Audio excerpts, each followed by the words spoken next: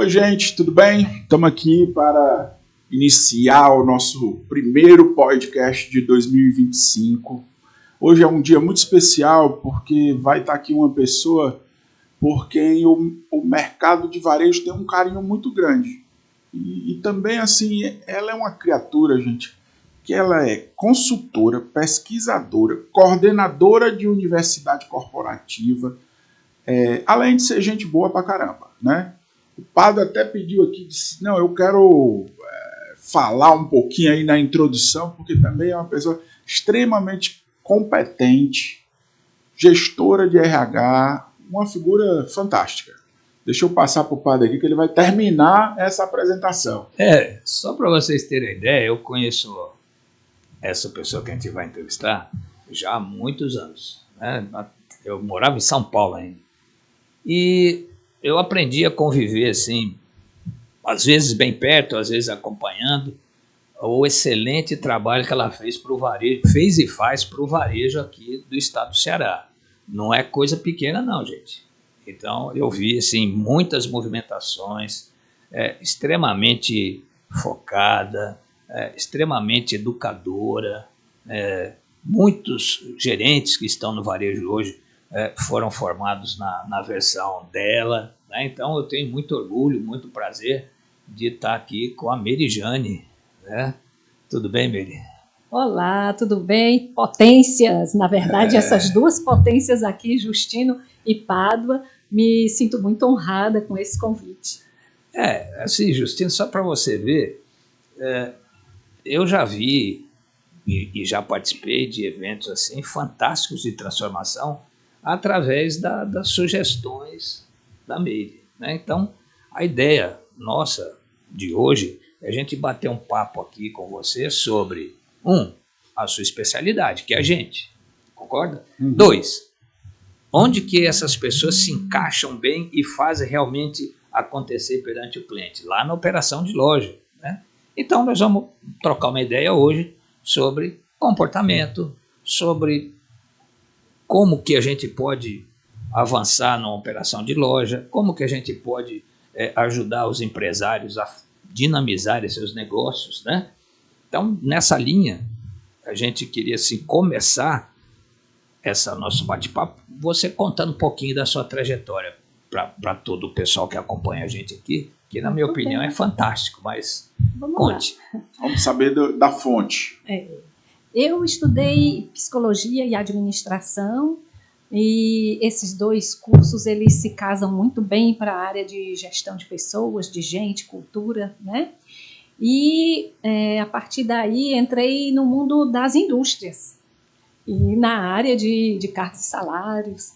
Depois eu migrei para a área de serviços, varejo, e me apaixonei pelo dinamismo, por também ser uma pessoa assim bastante dinâmica, inquieta, né? Que gosta muito de porquês, de fazer boas perguntas. Não tem grandes respostas, mas eu tenho sempre muito boas perguntas que ajudam a chegar a algum porto mais seguro, né?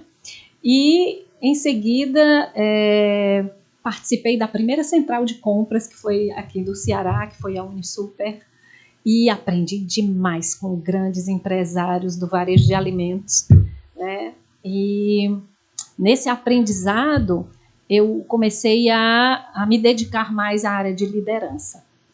E nesses quase 30 anos aí de trilhas, né, eu percebo que a liderança, como diz o Falcão, não é tudo não, mas é 100%.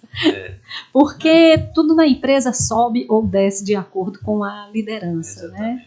E me dediquei bastante a esse tema, a essa área de estudo, fiz um mestrado sobre isso, né? Queria entender por que os líderes, principalmente os líderes empreendedores, das empresas familiares ou das não familiares, por que eles agem da maneira como eles agem, né? E de uma forma assim tão diferenciada, não tem tempo ruim, ou se tem tempo ruim, enfrenta o tempo ruim. Mas, assim, foi muito bacana. E depois eu fiz o doutorado. O doutorado foi na área de equipes. E aí voltei para o Brasil. Fiz esse mestrado e doutorado na Espanha. E quando eu voltei para o Brasil, recebi um convite para organizar, para fundar uma faculdade com foco em negócios. Uma faculdade pequena, mas com foco em negócios, faculdade CDL, e acredito que dei uma contribuição bacana lá, né? Saímos de 2 cursos de pós-graduação para 13 cursos de pós-graduação, para bacharelado tecnológico, para bacharelado também com uma carga horária maior, né? Cursos assim mesmo com psicologia, direito. Mas o curso que tem mais sucesso até hoje, assim, eu vejo, é o gestão comercial. Gestão comercial. E na pós-graduação, gestão comercial e inteligência de mercado. Então, a gente vive um mundo hoje que o varejo não é mais amador. O varejo não é para amadores. Então, a inteligência de mercados, a análise de dados, a inteligência artificial, né?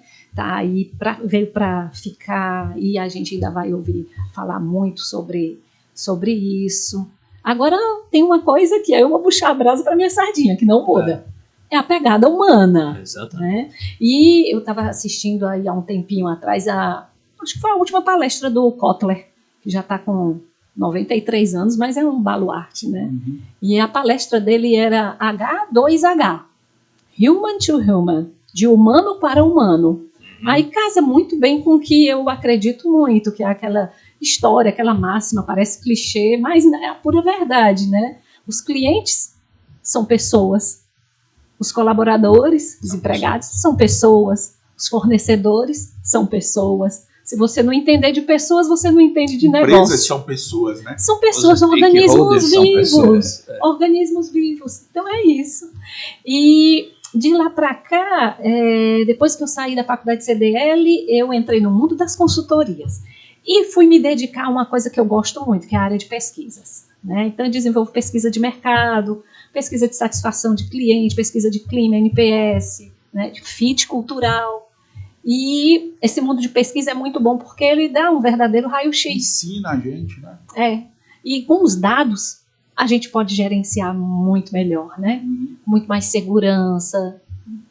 Como eu já falei, o varejo não dá mais para amadorismo, não dá para você estar improvisando todo dia. Então é isso. As consultorias eu tenho me dedicado bastante, é um mundo assim muito legal, vocês sabem disso, né? E eu fico muito feliz de dar a contribuição, porque a gente que gosta de estudar, assim como o Justino, como o Padre, né? Como você também que está nos assistindo, a gente gosta de contribuir, de aplicar, né? Aplicar modelos teóricos, a metodologia correta, trabalhando ali junto, vendo o negócio crescer, porque é como eu digo que é como umas plantas, né? Tudo que rega, cresce. Exatamente. Então, tudo que a gente olha e observa e cuida, tende a crescer. E a gente acompanhando, a gente consegue ver um resultado do antes e do depois. E, assim, também tenho que comentar que estou atualmente coordenando 4 faculdades corporativas, né? Não, na verdade, não são faculdades, são escolas corporativas, né? Que é a Academia Uniforça, que é da maior central de compras hoje, né? É muito mais que uma central de compras.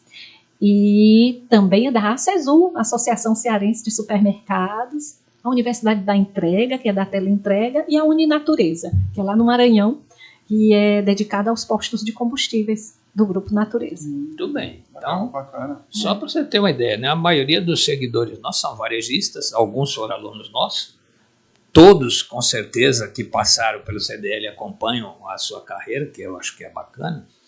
E, assim, para a gente colocar uma pimentinha aqui no negócio, você passou, assim como nós, passou por uma transição grande do varejo. Né? Nós pegamos o varejo engatinhando e hoje ele está bastante profissionalizado. Você atribui assim, ao sucesso desses varejistas, assim, quais seriam os 2 ou 3 pontos que poderiam inspirar futuros varejistas, baseado nos antigos varejistas que nós conhecemos? Sim. Assim, o que tu pensa assim, de dar uma dica aí para a moçada sobre, olha, segue isso aqui que dá certo? Olha, sem combinar, Pádua, você fez uma pergunta de um trabalho que eu gosto muito de fazer, que é a integração das gerações, né? Isso. A geração dos das matriarcas e patriarcas, Sim. junto com as novas gerações, porque todos dois têm muito a contribuir, né? E nesse trabalho que eu desenvolvo junto com as novas gerações, a gente sempre tem muitos bons convidados que vêm trazer a história de vida, de trajetória, as adversidades que eles venceram, e já a nova geração que contribui para os incrementos dos novos negócios, extensão de mix de produtos que podem ser desenvolvidos, e inovação de um modo geral. Se você quer trabalhar em inovação, traga a nova geração para dentro da empresa, né? Porque tem essa pegada. Agora, você me perguntou a respeito de uma dica de... O que você observa que eu observo, que né? pode ser ainda aproveitado? No varejo de alimentos. Isso. Gente, tudo que esse pessoal tem a contribuir é fantástico. Eu sou suspeita para falar, porque eu sou fã de tantos diretores, de tantos líderes supermercadistas, assim, né? E uma coisa assim, que eu acho bacana aqui no varejo do Ceará é que eles buscam, mesmo sendo assim os genitores, ou a primeira geração ou segunda geração, eles procuram se atualizar demais. Verdade. Demais. Acho que esse é um ponto importante. Né? Atualização constante. O mundo muda numa velocidade muito grande. Muito grande. Né? E aí, como o Pádua me pediu uma dica, eu queria que o pessoal colocasse o olho em cima da liderança autoral. Isso. Liderança autoral. Deixa eu puxar um pouquinho esse assunto aí. Puxa aí. Qual é o grande desafio que você enxerga nessa liderança hoje? Nessa de liderança autoral? Eu vou parafrasear a palestra magna que teve da NRF, né, que foram as 8 pérolas da liderança. E o saber ouvir. Uma das 8 pérolas, uma pérola que é a mais, assim, saber ouvir. E nesse mundo muvuca, o mundo inconstante, incerto e bem estressado que nós vivemos hoje, parar e saber ouvir é uma coisa muito difícil, é uma arte. Até um colega nosso que disse que existem muitos cursos de oratória, mas não tem o de escutatória, né? Exatamente. Então, esse saber ouvir é uma coisa que parece ser tão óbvia, mas é de uma delicadeza, porque o que é que puxa daí? Por isso que eu digo que eu gosto de fazer perguntas. Por quê do porquê? Porque quando você escuta, você deixa as pessoas se expressarem. Quando você deixa as pessoas se expressarem, você começa a ter uma equipe criativa. Exatamente. Que é tudo que todo mundo quer. E tem um elemento acho que tem um elemento, quando você encontra um ambiente em que você tem um espaço para se expressar, você fica mais motivado também. Mais motivado. Você fica mais comprometido com o negócio, né? Que é um dos braços da liderança autoral. A liderança autoral, um braço é a coerência. Você ter coerência com o que você faz, com o que você diz e o que você faz, né? E você ter também a possibilidade de você deixar que o outro haja. Você não querer controlar tudo. Não estou dizendo que não é importante ter processos. Processos é muito importante, a padronização é muito importante. Mas nós precisamos de líderes que deixem as pessoas agirem, que deixem as pessoas atuarem, que ele supervisione, mas que ele não sufoque. Então, ele escutando, e o que o Justino está falando aí, quando você tem um ambiente permissível para que as pessoas possam se colocar sem medo, né? Com a possibilidade até de dizer alguma bobeira, alguma besteira, mas de dar a ideia, porque as grandes ideias, vocês devem concordar comigo, vêm de pequenas ações, de pequenas atitudes, de coisas simples. Dos detalhes, né? Os detalhes são de importantíssimos. coisas simples, né? Então é isso.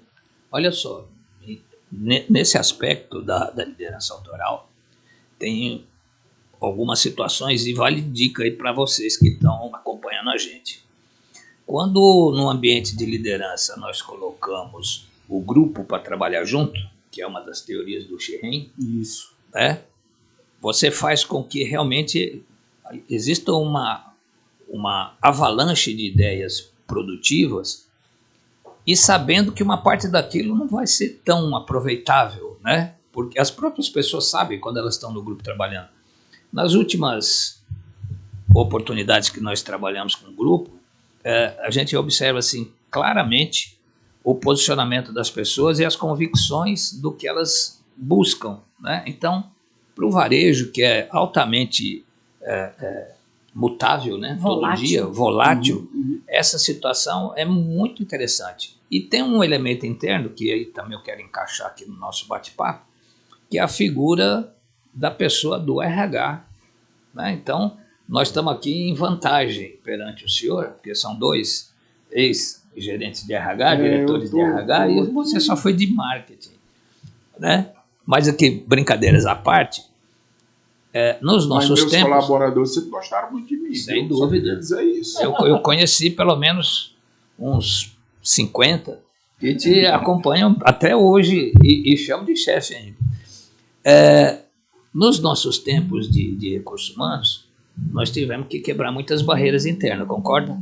Concordo. E de lá buscar um líder de setor, fazer uma corretiva com o gerente de uma maneira que ele não se desmontasse da nossa frente, e nós ganhamos assim uma vivência, cooperação. Nos dias de hoje, e assim, também lembro de como você costumava fazer as coisas na faculdade, que reunia a turma em volta e perguntava para a turma quais as ideias, que assim, são coisas que a gente não esquece. Qual que é a sua ideia sobre isso? E a sua? E por último, você fazia lá a sua opinião. Hoje, onde a escuta é importante, onde o processo tem que ser mantido e onde a operação, que é altamente estressante, pode achar um apoio, como que a gente poderia situar as pessoas de RH nesse contexto? E até pegando aqui carona no que vocês me perguntaram antes, né? O que é que muda e tal, e eu disse tem que se aproveita, né? E eu disse tudo. Então tem agora refletindo, realmente tem coisas que mudaram assim drasticamente. Se a gente pegar lá no começo da estrada, aonde na década de 80 começou a surgir a figura era o chefe, depois surgiu anos 90 surgiram as metas, e essa ideia de líder por metas, para bater metas, continua, né? Agora tem algumas coisas que mudaram e precisa mudar. A história do RH, que era o patinho feio. Isso. O RH agora passa a protagonista. Isso. Principalmente, já vinha acontecendo, mas principalmente depois de pandemia, né? Que o RH foi para o front, muito mais para o front, né? O líder foi mais para o back, e a equipe foi para o front também, então já não temos mais aquele líder que tem que ser super-herói, que abre a loja, que fecha a loja. Exatamente. Mas é a equipe que está no front, e a equipe vai para o palco, né? Ele vai para o palco, ele é o grande protagonista também. Então, uma das coisas que eu tenho batido muito com o pessoal do RH seja você a mudança, né? E a liderança autoral diz isso, a mudança tem que começar dentro de você, né? E aí, às vezes, assim, até na palestra que a gente fez lá na Escola CESU, que era sobre as estratégias para o RH de 2025, aí no final teve uma pessoa que disse assim, essa palestra precisava ser passada para os diretores, né? Eles que precisam ouvir isso daí, porque a gente não consegue colocar em prática e tal. E aí eu vi no discurso dela ainda um sentimento de patinho feio, um sentimento de que o RH não é a parte principal, que o RH ainda não senta na mesa da diretoria para tomada de decisões, e hoje o RH tem que se posicionar como estratégico, né? Ele tem que ter um espaço, e aí cabe também a ele, não é só esperar pacificamente dos diretores que chame esse RH para a mesa, mas levar para a mesa situações onde o diretor disse, eu preciso de você do meu lado, eu preciso do RH aqui do meu lado. Então, o RH que visite loja, sim, porque precisa conhecer a fundo a operação. Né? Não somos nós que estamos dizendo isso aqui, não. O Jack Welch, que foi eleito o líder do século, ele diz, você é tão mais líder quanto mais profundo você for a organização, vá a fundo na organização. Quanto mais departamentos você conhecer, mais você vai ter aquela visão helicóptero, visão guarda-chuva, estratégica, né? Você tem que saber até onde é que você pode ir. Você só sabe isso se você conhecer a organização. E você tem que fomentar, você tem que, entre aspas, perturbar e mostrar que o que está acontecendo na loja, se tivesse uma equipe que fosse supervisora, que passasse em todas as lojas, se a gente tivesse, hoje em dia, o que é que o RH mais se queixa e os donos de empresas também, inclusive as do varejo de alimento, é a equipe que não está engajada. Exatamente. Uma rotatividade alta. Isso. Aí eu pergunto, quanto é essa conta no final do ano com rescisão? Quanto é que custa isso daí? Já pensou usar pelo menos 10% disso em benefícios para o time se engajar mais? Porque também quando as empresas, por questão de redução de custo, vai tirando tudo quanto é benefício, fica mais difícil para que o time se engaje, para que a pessoa tenha aquele desejo de ir trabalhar ali, né? Eu acompanhei um trabalho de um colega que ele está lá do Minas Gerais e ele é gestor de RH e é business partner de uma empresa de coleta de lixo. Imagine que coletar lixo não é uma carreira assim que você sonhou, nasci para ser isso. Então, como foi que eles conseguiram reter pessoas e engajar mais esse time? Um plano de benefício bem legal, bem robusto.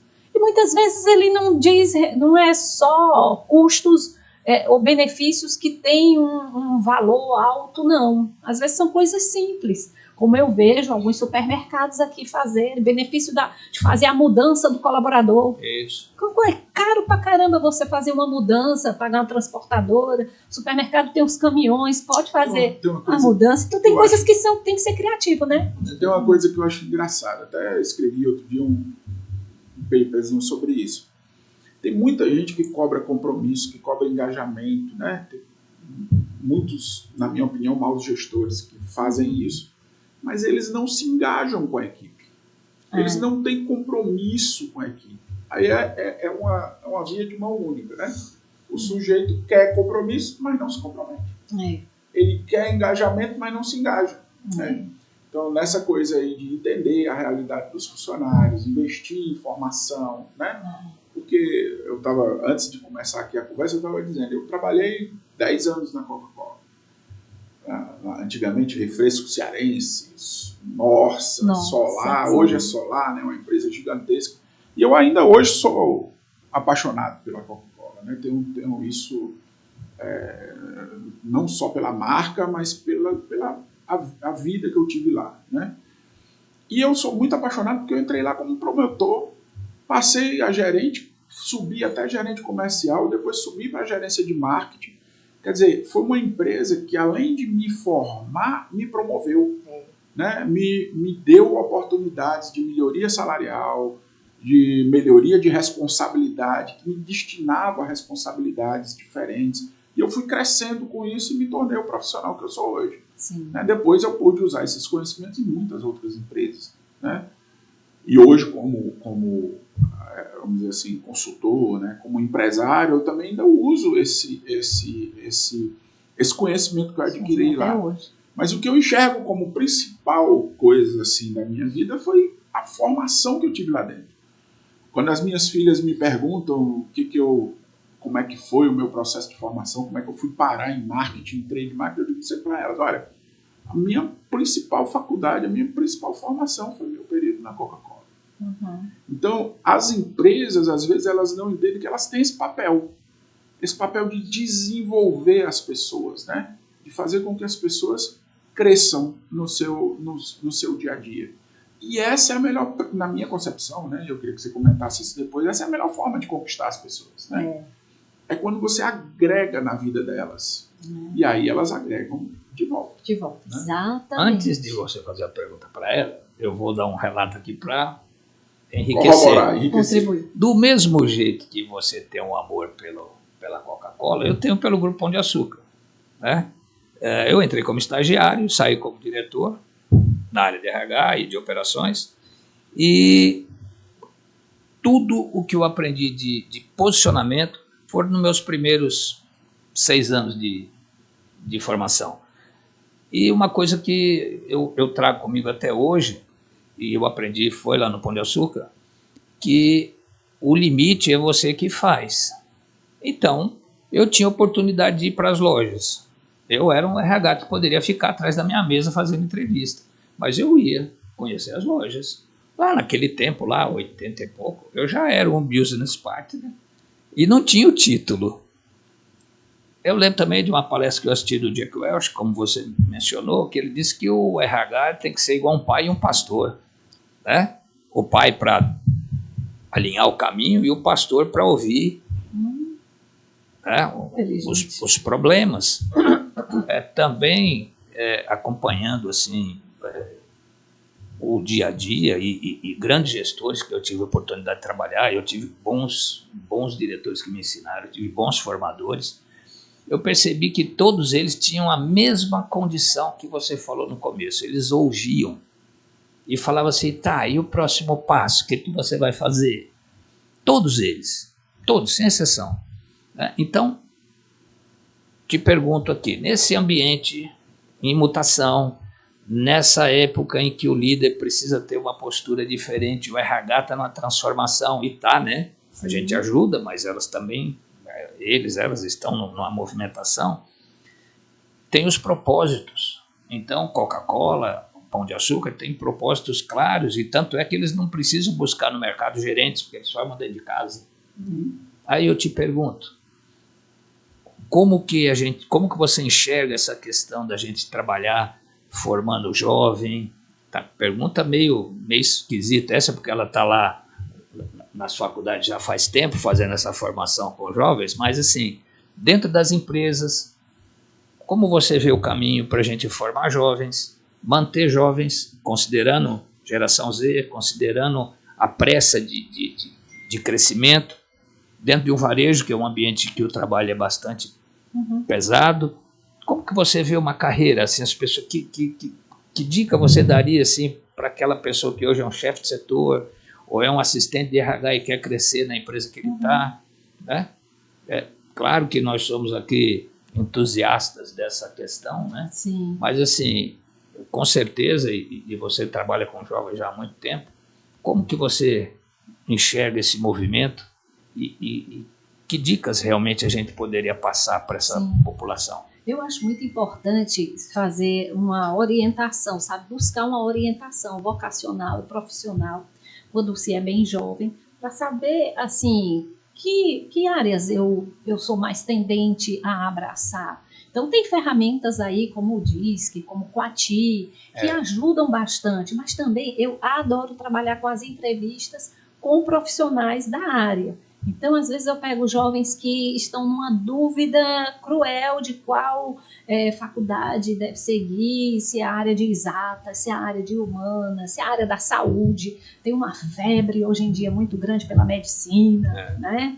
E então eu acho que tem que procurar profissionais para conversar, para saber como é que é essa tarefa, como é que acontece. E se ele já está dentro de um segmento, já está dentro de um setor, e o bom de, se por acaso for dentro de um setor de supermercado, por exemplo, né, é bom porque é uma verdadeira escola de administração completa, né? Tem todas as áreas, da nutrição, da veterinária, do jurídico, do direito, de produção, processo, projetos, psicologia, inteligência artificial, TI, psicologia e a grande paixão, né, da gente, que é a gestão de pessoas, gestão de operações. Então tem que experimentar. Se com a ajuda de um RH bem estratégico conseguir desenvolver programas trainee ou semelhante ao trainee, né, onde job rotation,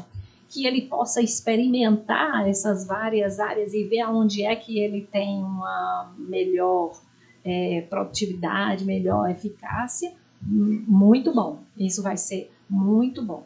Agora, voltando aqui para a pergunta e a provocação do Justino, né? Essa questão que a gente estava falando, de que alguns líderes não se engajam com o time, né?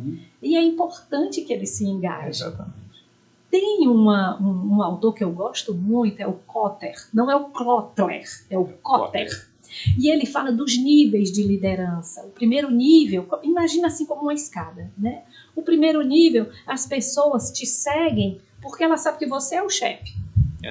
Então, ela sabe, ele é meu chefe, eu tenho que obedecer o meu chefe. É organizacional. É formal, é hierárquico, né? No segundo nível de liderança, elas te seguem porque ela percebe que você sabe. O cara é bom. Ele sabe fazer, realmente ele é um bom gestor, ele conseguiu um resultado, ele consegue bater metas e tal. Eu vou seguir aqui, essa pessoa já subiu um nívelzinho na liderança. Tem o terceiro nível, que não são 5 níveis, mas diz que o terceiro nível é aquele nível que o resultado é fantástico, é extraordinário. Você chegar no terceiro nível já está muito bem. Né? Já pode dormir feliz, que é o nível aonde o colaborador te segue porque você já fez alguma coisa por ele. Então é aquele que se engaja, é aquele que se preocupa com a equipe, né? Então quando o gerente precisa lá que ele fique, porque a equipe está menor e ele venha na folga dele, é um exemplo aqui bem esdrúxulo, né? Que ele venha até quando ele está na folga e tudo, mas porque ele já fez alguma coisa por ele. Então, a via de mão dupla aí. E ele percebe que aquela pessoa tem uma preocupação com ele, com a formação dele. E os resultados, isso aí não sou eu que estou falando, são as pesquisas que dizem, os resultados são extraordinários. Né? Porque a equipe se engaja muito mais. Você vê, né? Como que de uma certa forma, a gente vai sempre fazer um círculo e as coisas vão acontecer, né? Voltam de alguma forma. Por causa do né? cuidado. Por causa do cuidado, exatamente. Que é um negócio interessante também. Ela é sempre conhecida, ou as pessoas comentam essa capacidade que ela tem de engajar e de cuidar das pessoas. Né? Atenção, ouvir, se preocupar, né? Isso é uma coisa que a gente reconhece em você. Obrigada. E aí, dentro dessa ideia do compromisso, porque assim, eu faço a minha reflexão agora não é como RH, aliás, não foi nenhuma delas até agora, tá certo? Mas como líder. Como gestor. Eu entendo muito pouco de RH, tá certo? Mas eu queria fazer uma correção. Você entende muito de RH, porque você também é um cuidador. Você é um cuidador. Né? Essa não é a minha área de estudo, não é a minha área de atuação, mas eu sempre tive essa preocupação assim de estar com a minha equipe, de entender o que ela tem. No começo eu era mais duro, hoje eu sou mais... resiliente. Porque parece que, ao contrário de duro, é mole, né? Mas não é isso. É mais flexível, é mais um pouco mais conciliador, para que os resultados venham. Né? O que eu queria comentar contigo é o seguinte: um dos grandes problemas que eu vejo, e aí de novo, não como pessoa de RH, são as formações que a gente recebe, assim, que muitas vezes a gente recebe e que são formações livrescas. Eu gosto de usar muito esse termo. Então o cara vai lá e diz, para ser líder você tem que dar exemplo, você tem que ser proativo, você tem que não sei o quê. Aí tu que é líder, que não é formado nessa área, tu volta para tua sala, meu Deus, como é que eu vou dar exemplo? Por exemplo, eu como gestor de marketing, né? Eu não sei mexer em Photoshop. Eu não sei mexer em Photoshop. Se o cara me botar na frente de um Photoshop ou de qualquer um desses programas de design, eu tô ferrado.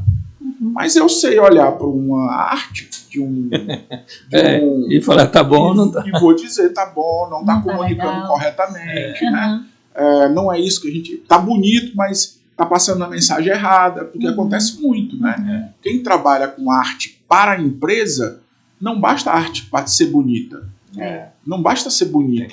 Ela tem que dar um recado. Ela tem que passar uma mensagem. Persona, né? Ela tem que refletir uma ideia que quer ser vendida por aquela arte. Então, às vezes o cara faz um negócio super bonito, mas não passa a mensagem que... E aí eu tô falando mais como líder da minha área. Sim. Então, assim, por que eu estou dando todos esses exemplos? Porque a minha maior dificuldade é o como, não é o que fazer. Você está entendendo? Assim, como dar esse exemplo, já que eu não sei fazer design? Tá certo? E a resposta que eu encontrei está no compromisso. Tá certo? Então, cara, o que você está precisando para fazer um design menor? Você quer um curso? Você sabe? Vamos trazer um cara aqui, eu vou pagar um dia de um cara aqui, um bambambam, para ele vir te dar dicas. Esse é o compromisso que eu tenho com ele. Olha a responsabilidade da pessoa em fazer uma peça melhor, né? Isso. Quando ele sabe, estão investindo em Quando mim. eu estou investindo nele. Investindo em mim, está interessado Então, que eu acerte. Eu acho que o exemplo ele passa muito por isso. É um exemplo isso de mesmo. se preocupar com o resultado do trabalho. E de construir todas as, vamos dizer assim, todas as ações necessárias para garantir que aquele resultado aconteça. Inclusive as conversas sérias, aquelas que são difíceis. São conversas difíceis que a gente tem que encarar, né? Exatamente, as conversas que o difíceis. líder tem que encarar. E gestão de conflitos é só o que acontece, né? É só o que existe e a gente está ali para poder dissipar esses conflitos, sabendo que o conflito ele pode ser também agregador de inovação, né? Exatamente. Que um amigo meu que é empresário muito bacana, e ele diz assim, tudo bem ter conflito, não pode ter confronto. Né? Então, o conflito faz parte. Conflito faz parte, até para poder a gestão de mudança. E a gente tem conflito até com a mulher da gente, né? E aí que tem mesmo, né? E aí é que tem mesmo, e é quem mais ama a gente, quem mais cuida da gente, né? Mas a proximidade, são os nossos parceiros. É a proximidade, não diz o Caetano Veloso, de perto ninguém é normal. Quando a gente está muito perto, começa a dar um pouco mais de choque, então tem que ir azeitando a relação, né? Toda relação é assim. De perto ninguém é normal, é verdade. E aí, assim, essa é uma construção, começa ali com aquela paquera, isso mesmo. Seguindo aqui no exemplo do relacionamento familiar, né? Começa a paquera, depois vem o namoro, e você vai se apaixonando. Então não é uma coisa assim que é da noite para o dia. Então, tem que ter uma via de mão dupla aí, né? Olha, nesse formato, né, assim, a liderança generativa vai trabalhar com a criatividade, né, com as modernidades, e a regenerativa com os processos, né?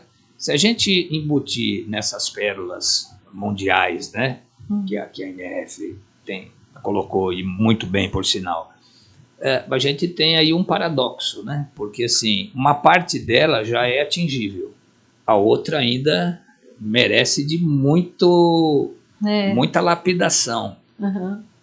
Esse papel nosso de lapidar líderes, esse papel nosso de ajudá-los, influenciá-los a atingir seus resultados com ética, com padrões, com princípios, né?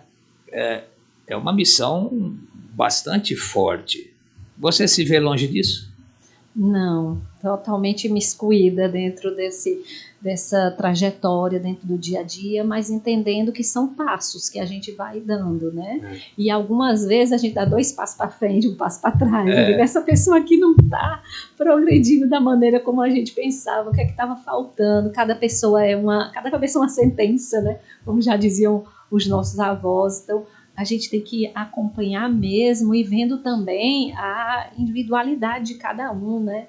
Tem benefícios que são aderentes para aquela determinada pessoa, para outras já não é. Para uns é mais a cesta básica, para outros é ter as férias dele garantidas num mês que é interessante para ele, porque ele tem algum interesse numa viagem, alguma coisa assim. Então, a gente tem que ir conhecendo um a um do time, né? Conhecendo um a um do time. E a grande sacada das equipes mais produtivas, das equipes mais comprometidas, é no final de uma trajetória vivida, aquele time querer continuar trabalhando junto. Exatamente. Que aí é onde a gente tem a potência de equipe. Exatamente. Fez toda uma campanha de marketing, participou de toda uma trilha de uma jornada de introdução de um novo produto e tal. E aí, no final, tem pessoas que querem desistir. Que não querem mais de jeito nenhum estar naquele time. E tem outros que querem seguir. Quanto mais pessoas do time permanecem, melhor. Claro que é bom vir sangue novo. É muito bom. Mas aquelas pessoas, eles têm o que a gente chama de memória transativa, né? É a memória do que já aconteceu, do que deu certo, do que não deu certo. Na próxima pedalada, ele já sabe que isso aqui a gente vai fazer assim não, porque a gente já tem a experiência que não deu muito bom e tal. Então, esse daí é o grande segredo, é conseguir manter esse time motivado, engajado. Para isso, a gente tem que acompanhar um a um, É trabalhoso? É, mas dá muito mais resultado. Como é o nome da memória aí? Memória transativa. Eu anoto tudinho, viu? Perfeitamente. Porque, olha, uma das coisas bacanas desse podcast aqui é que a gente aprende coisa pra Aprende. caramba. Todo dia tem um cara trazendo uma experiência bacana. Isso aí é um conceito do meu professor orientador, que eu tenho muita gratidão, né? Todo mundo diz que quem faz doutorado ou ganha um inimigo ou um amigo. Nesse caso aí. Eu ganhei um amigo, o professor Francisco Gil, e ele desenvolveu esses conceitos aí da potência de equipe e da memória transativa, né? A partir dessa escuta permissível que a gente acaba sendo mais acolhedor com as pessoas, né? E ele tem a coragem de dizer até o que ele não está sabendo fazer, ele precisa de ajuda. Importante. E quando eles dizem isso, o pessoal do time, né, diz isso aqui eu não estou sabendo fazer, isso aqui eu preciso de um help. É porque ele confia, né? Ele confia. E aí a gente chega junto e supera aquele obstáculo, né? Que ele está tendo dificuldade. Aí a equipe fica mais produtiva, fica mais engajada, né? E tem uma coisa que eu gosto muito de comentar. Já notou que eu gosto de comentar autor, né? É importante. Mas assim, é porque a gente vai, depois eu vou aplicando lá na prática. A leitura da gente faz parte da nossa vivência, né? Então...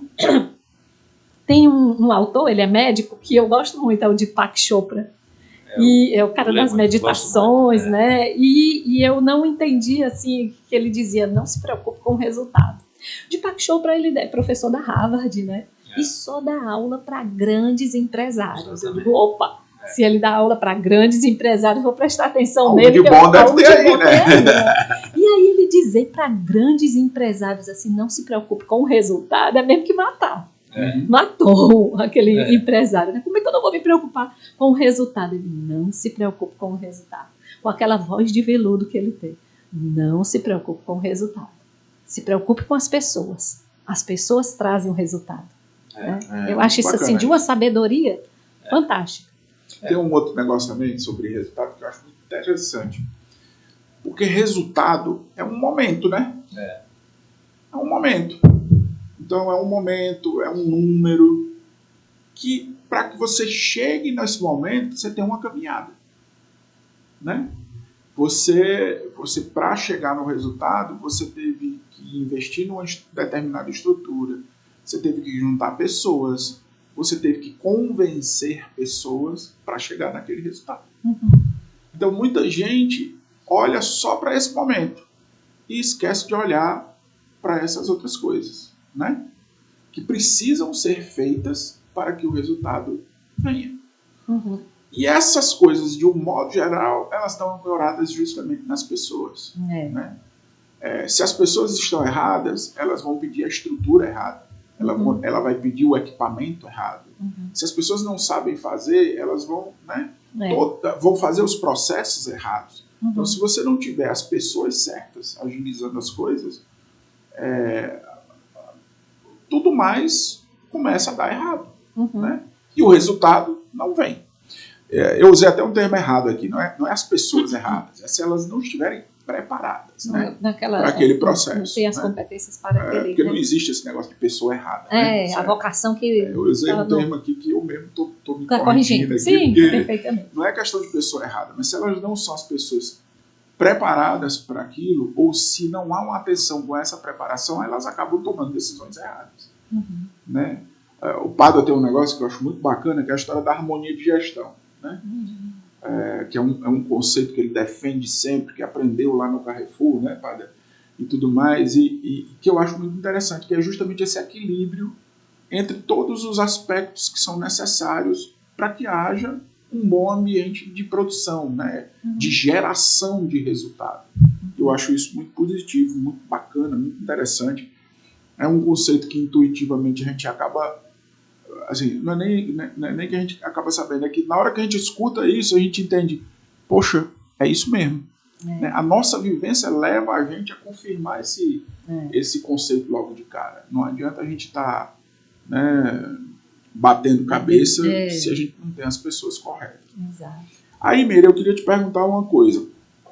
Assim, no meio empresarial hoje, assim, o que é que tu identifica, assim, tu identifica como o principal problema que está acontecendo hoje nas empresas, né? Na tua vivência lá na CESU, na Uniforça, nesse varejo, assim. E aí eu estou falando de coisas práticas mesmo, né? Do dia a dia desses caras. O que é o principal desafio hoje? Olha, tem um problema muito sério que a gente já sabia, a gente que estuda comportamento, que é da área da psicologia, a gente já sabia que ia acontecer, que é a terceira onda da pandemia, que a terceira onda é a pandemia emocional, né? Teve a primeira onda, a segunda onda, mas teve um colega meu que é maravilhoso, é empresário, ele disse, não me venha mais com essa história de não quero pandemia, mais saber. porque já faz 5 anos que acabou, não sei o que, não sei o que. Mas ficou a terceira onda, que é a pandemia emocional. E teve um grande diretor de 27 lojas aí de óticas, e ele chegou para mim e disse assim, Meire, está acontecendo na minha loja, os meus gerentes todos passando por ansiedade, também na loja dos outros deve estar acontecendo. E aí tem sido muito recorrente essa história do emocional, muito abalado, sabe? E a gente precisa ter um cuidado especial. E a área de RH, inclusive como business partner, como estratégico, como parceiro do negócio, como que está ali do lado do empresário para fazer as engrenagens girarem e a coisa acontecer, precisa se preocupar com a área de bem-estar e saúde emocional. Essa área aí precisa de uma atenção grande. E como é que está a sensibilidade desses empresários em relação a isso? Já ouviu falar naquela questão, a necessidade gera... Né? A necessidade de gerar criatividade e tal, ocasião farra o ladrão. Está sendo necessário, né? Então está sendo necessário. As empresas têm adotado plantão psicológico, né? As empresas têm adotado programas de bem-estar e saúde emocional. Eu tenho orientado muito um bom programa de endomarketing, aonde tenha essas oportunidades de desestresse e trabalhar a cabeça do líder. Porque o líder a gente sabe o quanto o líder é cobrado. Ele é muito cobrado. Então, muitas vezes o líder, quando ele é cobrado, ele sai batendo e procurando ali o primeiro que estiver na frente para ir e batendo e indo atrás do resultado assim, né? De qualquer jeito. E a gente precisa trabalhar essa cabeça do líder para que eles escutem, para que eles interajam, para que eles entendam que as pessoas, por que não está saindo a produtividade que ele queria, o que é que está faltando para essa equipe. As equipes têm que ter recursos, processos, né?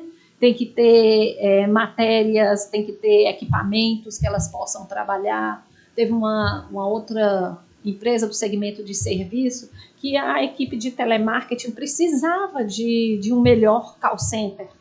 E era cobrado muito fortemente porque não estava trazendo resultado, mas o call center também não estava ajudando. Então, são recursos também técnicos, né? Materiais, ferramentas que precisam ser providenciadas para que as pessoas possam gerar um trabalho mais produtivo. Essa compreensão que vai trazer esse melhor equilíbrio aí dos pratos, né? E um resultado mais adequado, sabe? Eu acho que é por aí. Olha só, na questão desse ponto, a harmonia de gestão encaixa, né? Só para vocês entenderem, nessa questão que a gente trabalha dentro do dia a dia, lá no passado, algumas empresas tinham alguns pilares de propósito que chamavam-se domínios. Então, se eu tenho um domínio, eu sou poderoso. A gente foi trocando isso ao longo do tempo e, como uma das ferramentas que a gente tem de uso de trabalho, nós criamos o modelo de harmonia de gestão, que é você levar um pouco para aquela liderança dura, aquela liderança bruta, o zen, né? O escutar, o equilibrar. Né? A maioria dos varejistas, eles trabalham muito focado no sortimento, né? No mix de produto, 80% do tempo dele está ligado com isso, salvo algumas exceções, né? Mas o ideal seria ele cuidar 25% da estrutura, 25% das pessoas, 25% do mix, 25% da gestão, incluindo o financeiro. Quando a gente começa a aplicar isso nos ambientes que a gente está, isso tem a ver também com os últimos 10 anos de trabalho que a gente tem feito juntos, eu de um jeito, o Justino de outro, você do outro, mas ambos, todos eles focados na mesma coisa, que é a criação de departamentos mais consistentes de RH, a orientação mais profunda para o marketing, né? Assim, fazer marketing não é só fazer banner de Instagram, né? Trazer a operação para um outro patamar, porque quem faz o contato com o cliente é a operação. Por mais que eu faça o trabalho lá no marketing, ou lá na estrutura de RH, lá na hora do vamos ver, é a operadora de caixa com a cliente. Então, ela precisa desse cuidado que a Meire está colocando, de uma maneira, assim, vamos dizer, mais seriada, né? Precisa ser feito programas dentro das empresas que observem essa questão do cuidado com as pessoas. Por exemplo, existem empresas que adotaram a escuta como uma ferramenta estratégica, né? Há muitos anos atrás nós fizemos o PAP, Programa Aberto para Ouvir, né? Mas há muitos anos atrás mesmo, gente, porque é consistente. E o papo não é ouvir só o cliente, é ouvir a equipe também. Não, principalmente a equipe. Então, uma das primeiras ferramentas de endomarketing no Brasil foi o papo, né? Então, diga-se de passagem, a implantação desse processo no Brasil foi do McDonald's. Sim. Algumas empresas, como o Cândia, que eu trabalhei um bom tempo, nós adotamos como uma estratégia do negócio. Ouvir as pessoas, ouvir os colaboradores e ouvir os clientes com profundidade. Então, a gente tinha todos os dados da nossa clientela, e olha que eram 17 mil pessoas por dia que passavam naquela loja, numa das lojas, né? E os colaboradores eram retidos, porque assim, a gente tinha clube, tinha aquela gama de benefícios que você colocou, e é verdade. Por exemplo, vocês têm ideia do que é um joguinho de futebol para um grupo de repositores? Nossa. E se depois ainda ele puder comer um churrasquinho lá, com a carne da própria loja. Né? Então são coisas simples que podem ser feitas, mas precisa de ter... geralmente de um custo baixíssimo. E para o Justino ficar feliz, né? O grande parceiro do RH, o parceiro de gestão é o marketing. Exatamente. Porque eu estou aqui notando que eu estou falando muito em relação a trabalhar, ouvir, trabalhar a equipe, tal, mas tem uma coisa que a gente do RH aprendeu com o marketing, que é trabalhar a marca empregadora. É verdade. Quanto mais eu trabalho a marca empregadora, eu tenho mais chance de trazer para o meu time pessoas com mais potencial e talento, né? E a gente do RH muitas vezes se preocupa só com a jornada do colaborador, porque o marketing faz muito bem a jornada do cliente, né? Exatamente. E o RH começou a seguir os passos do marketing fazendo a jornada do colaborador. Mas hoje em dia a gente também tem que se preocupar com a jornada do candidato. Isso. Né? Tem umas pesquisas que a gente puxou no LinkedIn que mostra que 62% dos candidatos que participam da seleção e não ficam, mas ele teve uma boa impressão, um bom acolhimento na seleção, 62% sai falando bem tem da o desejo de vir a trabalhar, de vir a participar de um novo processo seletivo e de entrar naquela empresa. Engraçado, eu me lembrei agora de uma história. Eu tive uma colaboradora, a Renata, que ela fez umas 3 processos comigo. Obviamente, eu fui chamá-la na 3ª vez, né? E no fim, ela foi uma pessoa que entrou e ela foi fantástica, assim, fez um trabalho super legal. Mas ela foi 3 vezes e a gente fez um trabalho com ela, fez dinâmicas nas seleções, né? Fez dinâmicas, fez coisas bacanas. E ela voltando até que ela entrou. Deu certo. Até dar certo. Vocês falaram uma coisa legal, eu acho que serve até para a gente levar aqui para o fim da nossa conversa. Sim. Isso. Candidato, vagas. Na semana passada, quinta e sexta-feira, eu recebi muitos anúncios de varejistas procurando o gerente de loja, chefe de setor, alguns clientes, alguns parceiros nossos que não são clientes, mas são parceiros também, com 200 vagas, 150 vagas, muita vaga de base, muita vaga de liderança. E o pessoal pergunta assim, o que é que nós podemos fazer? Aí eu vou transportar um pouquinho essa pergunta para você. O que nós podemos fazer para que esse mercado consiga reter mais as pessoas, com tudo isso que nós falamos, né? Mas usando um pouco do descobrimento, vamos dizer assim. O que poderia ser redescoberto, descoberto pelos varejistas para que eles consigam reter mais pessoas? Ter mais pessoas. A gente já falou do quadro de benefícios, né, de um plano de benefícios legal, e a capacitação é palavra de ordem. Eu digo para os meus queridos amigos supermercadistas, senhores diretores, que não se forma pessoas na mesma velocidade que se abre loja. Exatamente. Eu preciso de um tempinho maior para maturar, para trabalhar aquela pessoa, para que aquela pessoa se desenvolva, né? Se ele já estiver dentro da casa, prata da casa, excelente. Então, monta esses programas de desenvolvimento continuado, para que essas pessoas vão se capacitando. Na hora de abrir a loja, pelo menos o quadro lá, né? de supervisores ou de chefes de setor, você já vai ter garantido ali com a sua cultura absorvida, né? Já sabe como é o dia a dia da empresa, o processo já domina. E uma outra vertente é apostar também nos novos. Existe aí alguns projetos da ACESU, por exemplo, que em parceria com a Secretaria de Proteção Social, onde estão desenvolvidos os jovens, né? Que nem estudam nem trabalham. E eles estão participando de programas de capacitação, operador de caixa, repositor de mercadoria, para eles também, quando entrarem nos supermercados, participarem das seleções com um pouco mais de condição de competitividade na hora da seleção, né?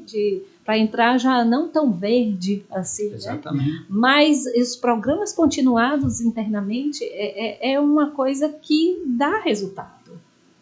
Tudo bem. E você pode usar tanto os seus próprios líderes para ir capacitando, mas no dia a dia o operacional toma muito tempo, né? E eu vou só fechar aqui e vender meu peixe para que apostem também os cursos que a ACESU oferece, que a Academia Uniforça, quem é da Academia, quem é da Uniforça oferece, porque são grandes oportunidades a um custo baixíssimo. Na verdade, não é custo, é um investimento, né?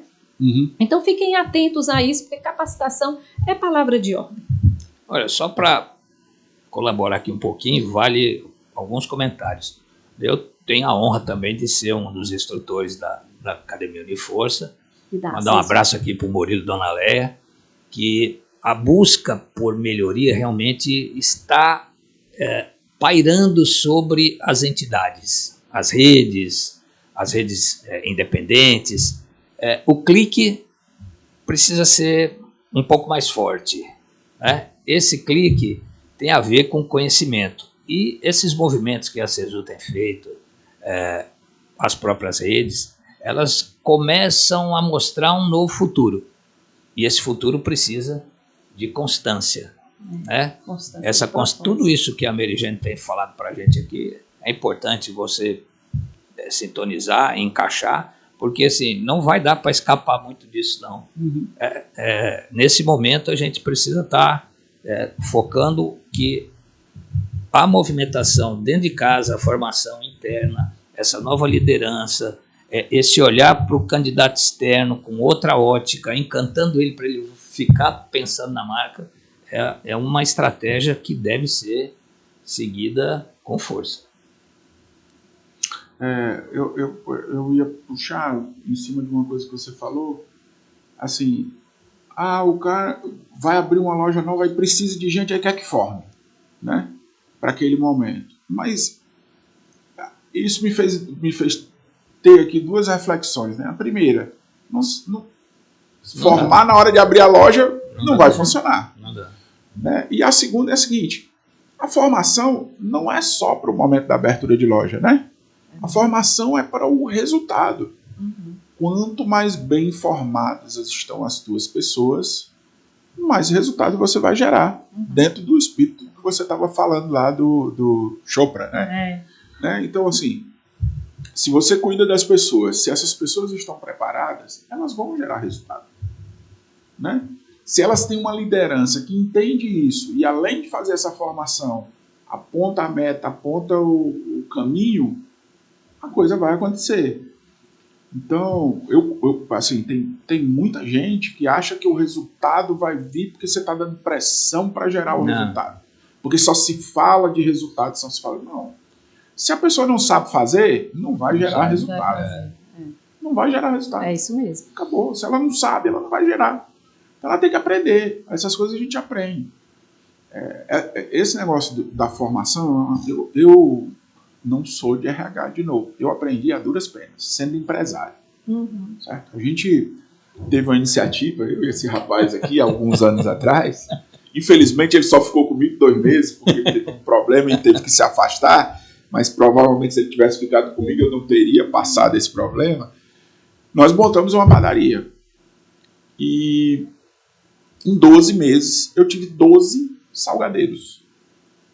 A média de ficar desses salgadeiros comigo foi 1 mês. E eu agradava os caras, eu dava benefício, pagava direitinho. Mas eles não, você pagava bem.